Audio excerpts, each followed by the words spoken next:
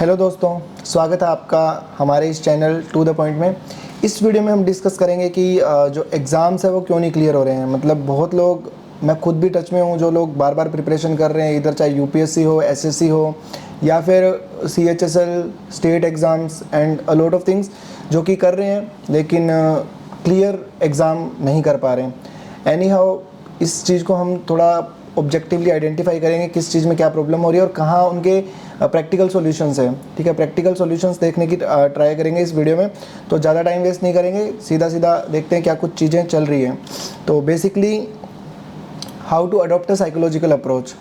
ठीक है, तो सबसे पहले ये चीज़ आपको समझनी पड़ेगी कि समटाइम्स देखो, आपका एग्ज़ाम अगर बहुत जल्दी क्लियर हो जाता है, ठीक है, आपने प्रिपरेशन किया और फटक से आपका एग्ज़ाम क्लियर हो गया, तो फिर तो है बहुत अच्छी चीज़। कुछ बार क्या होता है कि आप अटक जाते हैं एग्ज़ाम के अंदर, ठीक है, और फिर आप लगे ही रहते हैं और क्लियर नहीं होता। तो सबसे पहले वहाँ पे जो चीज़ आएगी, साइकोलॉजिकल चीज़ें क्या क्या है जो हैम्पर होती है, वो है पॉजिटिव थिंकिंग। सबसे पहले आपकी थॉट प्रोसेस जो है वो बेसिकली, जैसे ही आपका एक एग्ज़ाम क्लियर नहीं होता है या फिर आप कुछ गड़बड़ कर देते हैं, तो नेगेटिव थॉट्स आपको एक्वायर करेगी। ठीक है, कि भाई आपका जैसे एक एग्ज़ाम फेल हुआ, फिर एक और फेल हुआ, उसके बाद में क्या होता है कि आपका माइंड जो है वो बेसिकली काम ही ऐसे करेगा कि भाई आपका तीसरा भी नहीं होगा। ठीक है, चाह के भी आप नहीं क्लियर कर पाओगे। ठीक है, और वो भी अगर फेल हो गया तो फिर डेमोरलाइजेशन की वो स्टेज शुरू होती है कि आप एग्ज़ाम देते रहेंगे, आप फेल होते रहेंगे और आप उस जोन में इतना गंदा ट्रैप हो जाएंगे कि कहीं से भी आपको निकलने के रास्ते नहीं दिखेंगे। ठीक है, तो सबसे पहले तो ये नेगेटिव थॉट्स हैं, उनको आपको बाहर करना पड़ेगा एंड कहीं ना कहीं अपनी होप जो है उसको अलाइव रखना पड़ेगा। ठीक है, आपको मानना, अपने खुद में ये विश्वास रखना पड़ेगा कि एग्ज़ाम क्लियर होगा। ठीक है, द डे आपने ये चीज़ मान ली कि नहीं क्लियर होगा तो वो नहीं ही होगा फिर। ठीक है, लेकिन मैं इसके प्रैक्टिकल, ये सिर्फ जो मैं अभी बोल रहा हूँ वो एक जनरलाइज बात हो सकती है, लेकिन अभी मैं इसके प्रैक्टिकल सॉल्यूशन बताऊँगा, प्रैक्टिकल चीज़ें बताऊँगा काम कैसे करेगी। ठीक है, पैरेलली आपको ये जो चीज़ है, बी पेशेंट। कहीं ना कहीं जो भी फेलियर होगा वो कहीं ना कहीं एक लेसन होता है आपके लिए। ठीक है, एक लेसन होता है और आपको एक इम्प्रूव करने का चांस होता है। अब मैं आपको अपना थोड़ा सा बताता हूँ कि जब मैं पहली बार एसएससी के एग्ज़ाम में घुसा था, तो एसएससी सीजीएल दिया था मैंने 2017। ठीक है, एंड आप मानोगे नहीं, मैं सिर्फ 2 मार्क्स से फेल हुआ था। 2 ऐसे लोग भी होंगे जो 0.25 से भी फेल हुए होंगे, लेकिन 2 मार्क्स से फेल होने का मतलब है कि अब क्या सोचोगे आप वहाँ पे। ठीक है, फिर उसके बाद में देखो लक कितना ज़्यादा टिपिकल हो सकता है आपकी लाइफ में। मैंने सीएचएसएल दिया, ठीक है, और सीएचएसएल में मैं टाइपिंग जो मेरी इतनी ज़्यादा अच्छी है, लेकिन मैं फंस गया सिर्फ एक कीबोर्ड के चक्कर में। ठीक है, और मैं वहाँ पे टाइपिंग में फ़ेल हुआ, जो कि मैं आंख बंद करके भी कर सकता हूँ कभी भी। ठीक है, लेकिन मैं फ़ेल हो गया उस चीज़ में जो मेरी सबसे बेस्ट थी। एंड फिर उसके बाद में बैंक का मैंने एग्ज़ाम दिया, वहाँ मैं फिर 0.25 से फेल हुआ। ठीक है, 0.25। तो समटाइम्स चीज़ें ऐसी हो जाती है कि आपकी लाइफ में चीज़ें सही नहीं चल रही होती, तो लेकिन प्रॉब्लम ये है कि आप उस टाइम पे थोड़ा सा पॉजिटिव रहो। ठीक है, थोड़ा सा वेट करो सही टाइम का। अब देखो, अब मैं एज एएसओ काम कर रहा हूँ। ठीक है, तो कहीं ना कहीं मुझे जो मेरे फेलियर्स थे ना वो सही लगते हैं इस टाइम पे। क्यों? क्योंकि आप खुद सोचो, अगर मैं 2 मार्क्स से पास हो जाता तो मैं क्या बनता? मैं टीए बनता, और अगर मेरे को वहाँ की नौकरी अच्छी लगने लग जाती तो मैं टीए पे एंड कर देता अपनी लाइफ। ठीक है, पैरेलली बैंक में आपको भी पता है वर्कलोड कितना ज़्यादा है, वहाँ फंस जाता तो मैं बैंकर ही बन के रह जाता। पैरेलली अगर मैं सीएचएसएल क्लियर करता तो मैं क्लर्क पे एंड हो जाता। लेकिन भगवान ने में भी आपके लिए अच्छे प्लान किए होते हैं, आप सही जगह पहुंच जाते हो। ठीक है, तो आपको ये चीज़ रखनी है अपने अंदर कि शायद एक अच्छी चीज़ मेरे लिए बची हुई है, इसलिए भगवान थोड़ा सा आपका पेशेंस का टेस्ट ले रहे हैं। ठीक है, तो थोड़ा सा उस तरह का बिलीव रखना है, डेफिनेटली चीज़ें ठीक होगी। प्रैक्टिकल चीज़ों की तरफ भी बढ़ेंगे, लेकिन मैं आपको एक साइकोलॉजिकल सोच बता रहा हूँ कि कैसे वो काम करती है। ठीक है, फिर उसके बाद में बिलीव इन योर सेल्फ, थोड़ा आप खुद में बिलीव रखो, जो कि मैंने ऑलरेडी एक्सप्लेन कर दिया है। ठीक है, एंड देन अब चलते हैं प्रैक्टिकल चीज़ों की तरफ जो एक्चुअल में होती है एग्ज़ाम के दौरान।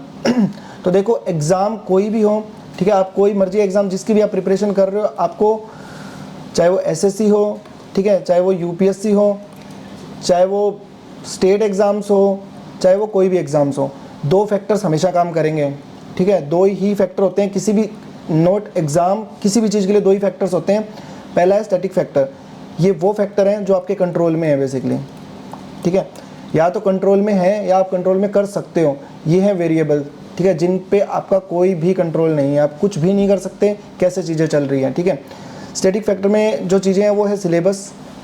ठीक है, हार्डवर्क आप कितना कर रहे हो, आपकी स्ट्रेटजी सही है या नहीं है, आप मॉक टेस्ट कितने दे रहे हो, आपके रिसोर्सेज क्या क्या हैं, सही रिसोर्सेज यूज़ कर रहे हो या नहीं कर रहे हो, ये सारी चीज़ें हैं जो एक स्टैटिक चीज़ें हैं जो आप पे डिपेंड करता है कि आपने कैसे फॉलो की।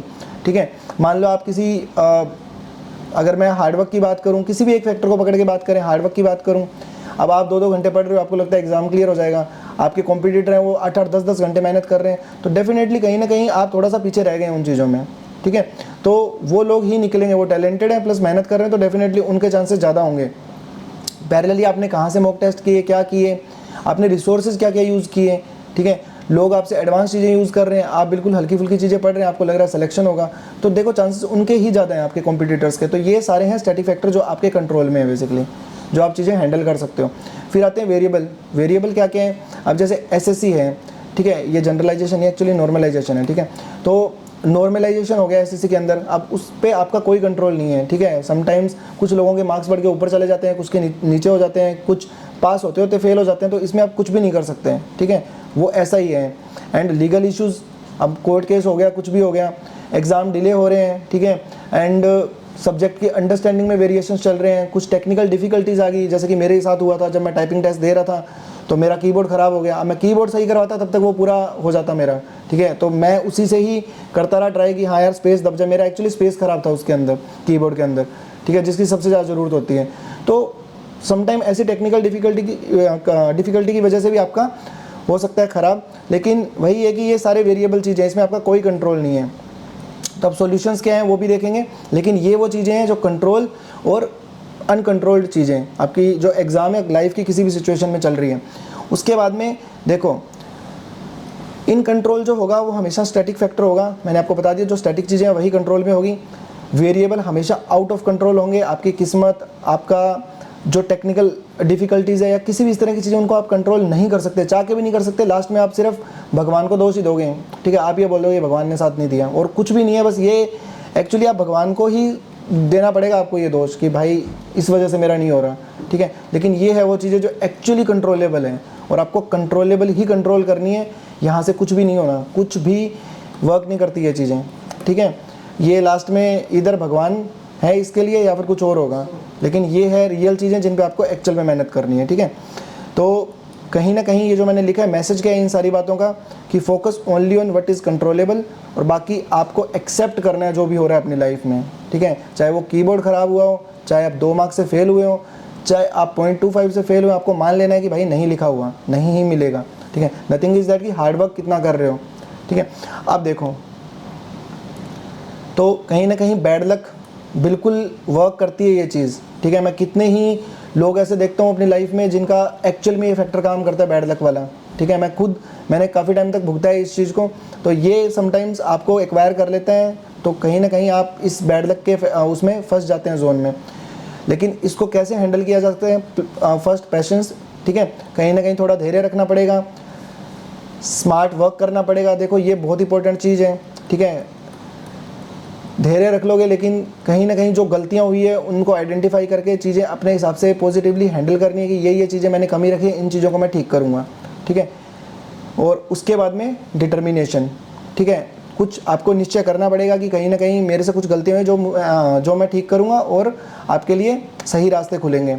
अब देखो, अब एक्चुअली सोल्यूशन क्या है लक फैक्टर को, ये सबसे इंपॉर्टेंट स्लाइड है जहाँ मैं बिल्कुल इस चीज़ को ब्रेक कर दूंगा कि कैसे ये इस चीज़ को आप हरा सकते हो, लक फैक्टर को। ठीक है, अब देखो ध्यान से, अभी मैं अपने एक फ्रेंड की स्टोरी बताता हूँ। ठीक है, जो कि आई थिंक 20 और 21, आप मतलब उसको दोस्त मत बोलो, काइंड ऑफ बहुत जूनियर है मुझसे वो। तो वो बेसिकली प्रिपेयर कर रहा था यूपीएससी के लिए। ठीक है, उसका यूपीएससी उसने ट्राई किया, लेकिन वो इतना ज़्यादा टैलेंटेड है कि उसका हर बार जीएस में बहुत अच्छा स्कोर आता है, लेकिन उसी सेट में फेल हो जाता है। ठीक है, मल्टीपल टाइम्स मैं ये चीज़ देख चुका हूँ। पैरेलली वो मेरे पास भी कुछ दिन पढ़ने के लिए आया था, लेकिन बाद में कुछ रीज़न की वजह से उसको वापस जाना पड़ा। ठीक है, वो जयपुर शिफ्ट हो गया फिर से।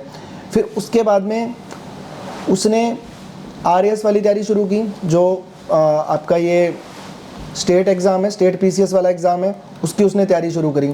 ठीक है, तो वो आरएएस का एग्ज़ाम दिया। वो आरएएस का वो मीन एक्चुअली इतना टैलेंटेड था कि वो यहाँ के इंटरव्यू तक चला गया, लेकिन फाइनल में फिर उसका नाम नहीं आया। ठीक है, ये सेकंड डेमोरलाइजेशन हो गया उसके लिए। और आप समझ लो कि 20-21 से करते करते वो अभी 24-25 में लैंड कर चुका है, मतलब 24-25 की एज में है। लेकिन यहाँ से एक प्रैक्टिकल अप्रोच, मैंने भी उसको गाइड किया उन चीज़ों के लिए, ठीक है, और थोड़ा दिमाग उसने भी लगा लिया कि कहीं ना कहीं ये चीज़ें थोड़ा सा गड़बड़ कर रही है, नहीं कहीं ना कहीं वर्क कर रही। तो उस टाइम पे उसने एक थर्ड सॉल्यूशन निकाल लिया। वो पीएचडी कर रहा था, पैरेलली उसने एक असिस्टेंट प्रोफेसर का एग्ज़ाम दे दिया जो कि ए ग्रेड ऑफिसर का एग्ज़ाम है, and this time he cleared it, ठीक है। एंड मैं आपको लिख के देता हूँ, मैं उसका इन फ्यूचर इंटरव्यू भी लूँगा, ठीक है। तो तब वो बताएगा कि उसने कैसे ये चीज़ें करी। तो अब वो असिस्टेंट प्रोफेसर सेलेक्ट हुआ है इस बार राजस्थान, अभी जस्ट सम 10 डेज़ और 20 डेज़ बिफोर उसका रिजल्ट आया, तो यहाँ वो सेलेक्ट हो चुका है। अब मैं आपको बताता हूँ कि इन फ्यूचर वो आरएस भी क्लियर करेगा बहुत जल्दी, एंड मे भी अगर वो सी सेट निकाल पाया उस शर्त पे वो यूपीएससी भी क्लियर करेगा, ठीक है।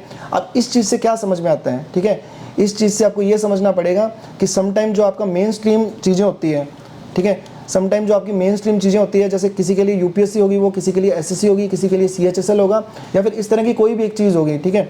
तो समटाइम मेन स्ट्रीम जो चीज़ होती है ना, जिसके लिए आप बहुत मेहनत कर रहे होते हो, वो नहीं मिलती आपको, ठीक है। तो उस सिचुएशन में आपको क्या करना है, उस सिचुएशन में देखो, जो एसएससी सीजीएल की तैयारी कर रहा है बेसिकली, ठीक है, उसको कहीं ना कहीं ये सोचना पड़ेगा कि शायद मेरा नहीं निकल रहा, तो आप थोड़ा सा है ना खुद को डाइवर्ट करके सीएचएसएल, ठीक है, इवन एमटीएस भी मैं बोलूँगा, ठीक है, एमटीएस और स्टेनो, ठीक है, या फिर कोई स्टेट एग्ज़ाम जो हो रहा है, ठीक है, चाहे वो पटवारी हो या कोई भी इस तरह का एग्ज़ाम हो, ठीक है, इस तरह के रास्ते पैरेलली और भी बहुत ऑर्गेनाइजेशन एग्ज़ाम करवाती है, जिनको आपको ध्यान में रखना है। ऐसे चैनल सब्सक्राइब करके रखो, ऐसे टेलीग्राम चैनल्स भी बहुत होंगे। मैं भी अपने जो टेलीग्राम चैनल हम अभी बनाएंगे, आपको डिस्क्रिप्शन बॉक्स में उसका मिलेगा लिंक, और नंबर भी मैं शेयर करूँगा, तो हम भी उसमें बताते रहेंगे आपको। तो वो सारे जो एग्ज़ाम है ना, उनके फॉर्म भरना शुरू करो और एग्ज़ाम देना शुरू करो। मे भी सिर्फ एक सक्सेस दूर हो आप अपनी चीज़ों से, एक सक्सेस मिलते ही सारे रास्ते खुल जाएंगे, और फिर देखना कैसे एक साथ आपको सब कुछ मिलेगा, ठीक है। तो ये एक अप्रोच होती है अपने लक फैक्टर को हराने की। तो एक ही फैक्टर है जो ख़राब कर सकता है, वो है बैड लक, और वो एक्चुअल में होता है, ठीक है। जो लोग इस चीज़ पे बिलीव नहीं करते, वो उनका यही है कि उनको बहुत जल्दी सक्सेस मिल गई, इसलिए उनको ये चीज़ें पता ही नहीं है ये काम ये होती भी है नहीं होती। मैं बोलता हूँ ये एग्जैक्टली रहती है लाइफ में चीज़ें, ठीक है। तो अगर आपके साथ ऐसा हो रहा है, या फिर आप फंस चुके हो ऐसे किसी जोन में, तो आप है ना छोटे एग्जाम निकालने की ट्राई करो। जितना छोटा एग्जाम है ना, आप घुस जाओ एक बार कोई भी एग्जाम में, बस एक छोटा एग्जाम निकाल लो, निकल जाएगा, डेफिनेटली निकलेगा। जब आपने बड़ी तैयारी की होती है तो डेफिनेटली एक छोटा एग्जाम जरूर निकलेगा।